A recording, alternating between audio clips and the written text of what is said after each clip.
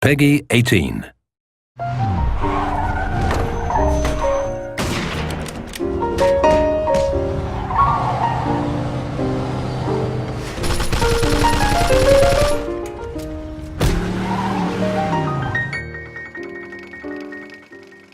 At its core, Mafia 2 is a third-person action crime game. It has all the exciting car chases, all the gunfights and all the melee combat that you'd expect from a game like this. Our target kind of experience was very much things like Goodfellas, Godfather, very kind of adult movies with very serious themes. And for that to happen, we needed the game world to be realistic. Shooting is one of the most important things in the game, and obviously, as we try to be realistic, our weapons are quite lethal. We really want it to feel like deadly combat. What we don't want is the player sort of rushing enemies and doing things like that, you know. You can only take 2 or 3 shots before you actually die. If someone shoots at you, the first instinct is to get behind some cover.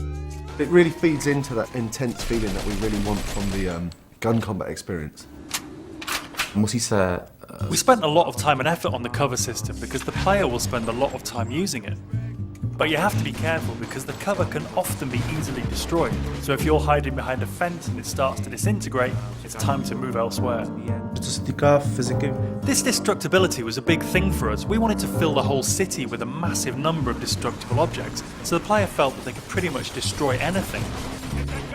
The player can use a wide range of weapons, from pistols to submachine guns. Of course, we had to include the classic Tommy gun that everyone knows from the Mafia movies. We do massive explosions from different stuff, like vehicles can be exploded. With some Molotov cocktails, they'll sort of set fire to the gasoline as it falls on the floor. And all these different things are things that you'd sort of expect from the 40s and 50s weaponry. Melee combat in the game is a really sort of visceral experience. We want it to feel really brutal. So it's a very simple system. Using 2 buttons, you perform these either hard punches or light punches. And then using a combination of these, you perform these finishing moves. And the coolest thing is these finishing moves are sort of context sensitive as to where you are in the world. So if you're stood near the hood of a car, then the player might punch a guy and then sort of smash his head against the hood of the car, which is a really cool thing. The driving model is very realistic. So you drive these things, they really feel like period cars. They feel very heavy, they feel really satisfying when you're driving them around. Once you get familiar with the controls, there's a real skill to doing the handbrake turns, the donuts and the skids in the street. The inspiration for these has been the cars and the car chases that you see in gangster movies. So if you visualise a gangster movie chase, you know, the cars screeching around the corner with the smoke coming off the tyres, guys shooting out of the windows with Tommy guns, this is very much one of the key goals for the driving experience.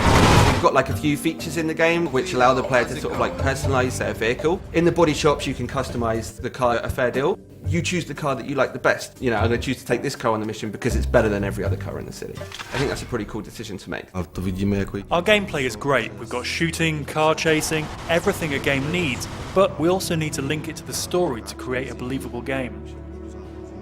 We needed to move away from some of the more arcadey conventions that you see in other open world games and focus more on a realistic experience for the player, so the player behaves like a Mafia gangster.